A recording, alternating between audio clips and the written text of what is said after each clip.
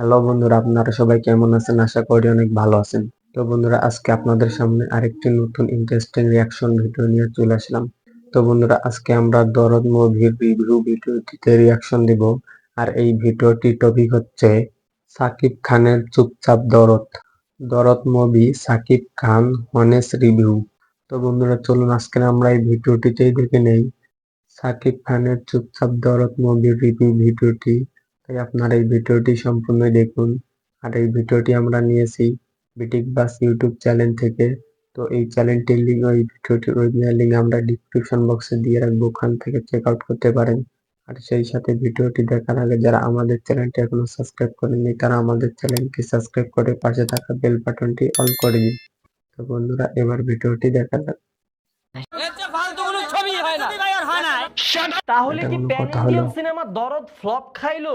এটা 50 করোড় অবশ্যই ক্রস করবে। কোথাও কেউ নেই। আপনার জীবনে যেমন প্রেম আসে আসে করেও আর আসে না, ঠিক তেমনই এই দরদ সিনেমাটি এই বছরের জানুয়ারি মাস থেকে মুক্তি পাবে পাবে করেও আর পায়নি। তবে শেষমেশ এই নভেম্বরের 15 তারিখে সারেন্ডার করে দরদ সিনেমাটি। স্যারেন্ডারি যখন করব তখন ভিলেন সেজে হিরো সেজেই করব। তবে এখন আসল কথা হচ্ছে এই দরদ সিনেমাটি কতটুকু জনগণের দরদ টানতে পারবে।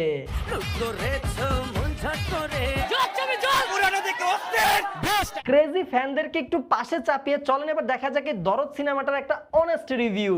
দুলুমিয়া একজন দুলু মিয়া আর তার বউ, সেই সাথে 4 থেকে 5টা গুরুত্বপূর্ণ হত্যা, কে করছে, কেন করছে, তার পরিণতি কি হবে, এই সব কিছু জানতে হলে আপনাদের হলে যে দেখা লাগবে দরদ সিনেমাটি। প্রথমেই শুরু করব দরদ সিনেমাটির পজিটিভ দিকগুলো দিয়ে, যার 1 নম্বরে থাকবে নায়ক শাকিব খানের অভিনয়। অধিকাংশ সময় দেখা যায় ডিরেক্টররা সবসময় চেষ্টা করে শাকিব খানকে বিগ স্ক্রিনে হিরোইজম ভাবে ফুটায় তোলার জন্য। তবে এই জায়গায় ডিরেক্টর অনন্য মামুন একটু ভিন্নভাবে খেলছে, উনি অভিনয়ে ফোকাস দিছে। উনি বিগ স্ক্রিনে শাকিব খানকে হিরো কম অভিনেতা হিসেবে বেশি ফুটায় তোলার চেষ্টা করছেন। সত্যি কথা বলতে শাকিব খানের ক্যারিয়ারের জন্য এইরকম একটা ক্যারেক্টার খুব দরকার ছিল। তাই নাকি বড়? দ্বিতীয় পজিটিভ দিকটা হচ্ছে এই দরদ সিনেমাটার গল্প। এই ধরনের গল্প বাংলা ফিল্ম ইন্ডাস্ট্রিতে নাই বললেই চলে। একটা সাইকো ক্রাইম থ্রিলার জনরার সিনেমা, মানে একটা ভিন্ন স্বাদ ছিল এই সিনেমাটার গল্পে মোটামুটি সবই ছিল, সাসপেন্স ছিল, টুইস্ট ছিল, থ্রিল ছিল, মোট কথায় কনসেপ্টটা দারুণ ছিল। একজন প্রেমিক কখনো এতগুলো খুন করতে পারে না। আমার কাছে ব্যক্তিগতভাবে সবথেকে বেশি ভালো লেগেছে দরদ সিনেমার বিজিএম গুলো। অনেক ভ্যারাইটির বিজিএম ছিল, পাশাপাশি প্রত্যেকটা বিজিএম মানানসই ছিল এবং বিজিএম স্কোর গুলো যে করা হয়েছে সিনের সাথে খুব সুন্দরভাবে শ্রুতিমধুরভাবে আপনি উপলব্ধি করতে পারবেন। পাশাপাশি এই বিজিএম এর পেছনে যে প্রচুর ফোকাস দেওয়া হয়েছে, এটা সিনেমা দেখার সময় আপনি পরখে পরখেই বুঝতে পারবেন।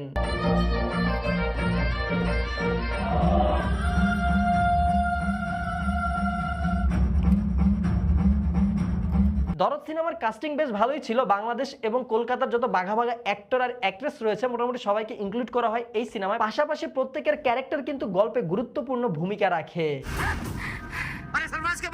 দরদ সিনেমাটির একটি পোস্টার নিয়ে কপির গুঞ্জন উঠলেও সব মিলে দরদ সিনেমা সবগুলো পোস্টার ছিল দরদ সিনেমাটার মতোই রহস্যজনক।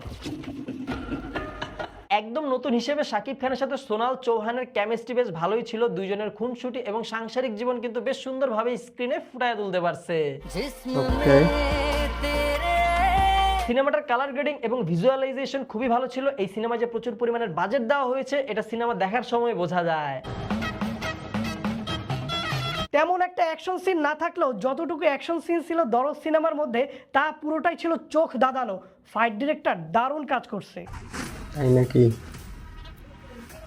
এইবার আসি দরদ সিনেমাটার নেগেটিভ দিকে, যার প্রথমেই আমি অভিযোগ রাখবো ডিরেক্টর Okay, অনন্য negative মামুন দিকগুলো ভাইয়ের শুনি। কাছে। উনি ওনার ফেসবুক পোস্ট দেওয়ার মাধ্যমে যতটা এক্সাইটমেন্ট তৈরি করছে, মানুষকে যতটা হাইপ দিছে, উনি ওনার মেকিং এ ঠিক ততটাই হতাশা দিছে। সাকিবিয়ানরা দরদ ছবির জন্য ওয়ার্ল্ড গ্রিনিস বুকে একটা নাম। ইস, মিথ্যে কথা। গত 3 বছরে শাকিব খানের যতগুলো সিনেমা হলে মুক্তি পাইছে, প্রত্যেকটা সিনেমা দেখতে যখন আমি হলে যাইতাম তখন হলের বাইরে দেখতাম মানুষ গিজ গিজ গিজ গিজ করতেছে, কিন্তু এই দরদ সিনেমা তাই তো। দেখতে যে আমি হলের বাইরে দেখি। এই অবস্থা হলে দরদ সিনেমাটা যদি ফ্লপ খায় তাহলে এর জন্য দায়ভার দেওয়া যাবে ডিরেক্টর অনন্য মামুন ভাইকে। কারণ উনি এই দরদ সিনেমার রিলিজ ডেট পিছাইতে পিছাইতে পিছাইতে পিছাইতে যে হাইপটা বারবার উঠতেছিল, ওই হাইপটা বারবার ডাউন খেয়ে যেতেছিল। একটা মানুষকে কতবার উত্তেজিত করা যায়। তার উপর আবার ডিরেক্টর অনন্য মামুন ভাইয়ের ফেসবুকের ফাঁকা কিছু পোস্ট ছিল যেগুলো ফাঁকা আওয়াজ উঠতো। তার সাথে আবার ডিরেকশন মেকিং জমতে জমতে জমতে যায়ও জমে নাই। বুর্জ খলিফা এখনো আমরা মাথার মধ্যে রাখছি। এই সিনেমাটার চিত্রনাট্য সাজাইছে আমাদের অনন্য মামুন ভাই, তবে চিত্রনাট্য কিছু জায়গায় অগোছালো থাকার কারণে সিনেমার গল্প গল্পটা স্লো হয়ে যায়। আবার বেশ কিছু জায়গায় সাসপেন্সের টাইমে আচুক্যে কিছু আজাইরা সিন ঢুকে যায় যা অসংখ্য দর্শকের বোরিং এর কারণ হতে পারে। দরদ সিনেমাটার গানগুলো ভালো হলেও গানের প্লেসমেন্ট একদমই ভালো ছিল না। সিনেমাটার একদম শুরুতে আচুক্কা একটা গান শুরু হয়ে যায়। ঠিক আছে, আচুক্কা একটা গান ঢুকে গেছে মেনে নিলাম, আমি অ্যাডজাস্ট করে নিছি, গানটা ঢুকাই দিছে, আমিও শুনতেছি। বাট ভাই এই জায়গায় গান চলতেছে বাংলা ভাষায় কিন্তু হিরোর লিপসিং হইতেছে হিন্দি ভাষায়, তা আবার হলের ভিতর।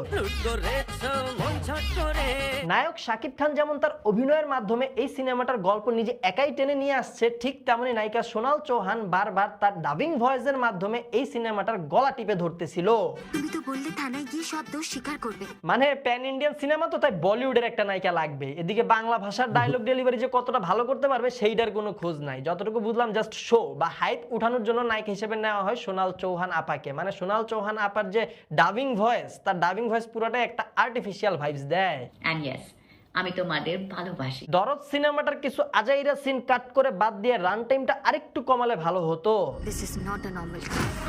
সবার একটা আক্ষেপ আমি পাইছি, সেটা হচ্ছে দরদ সিনেমাটার ফার্স্ট হাফ তুলনামূলক স্লো। তবে এটাকে স্লো বলা যায় না, আসলে অতটাও স্লো ছিল না, কারণ ফার্স্ট হাফে মূলত স্টোরি বিল্ড আপ করা হয়, আর স্টোরি বিল্ড আপের জন্য এতটুকু স্লো দরকার আছে। বাট মেইন বিষয়টা হচ্ছে সেকেন্ড হাফে ধিপধাপ করে একের পর এক টুইস্ট রিভিল হয়। এই জায়গায় মানুষ যখন ধিপধাপ করে টুইস্টগুলো রিভিল দেখতেছে, তখন সেই তুলনায় তাদের কাছে প্রথম হাফটা একটু স্লো লাগে।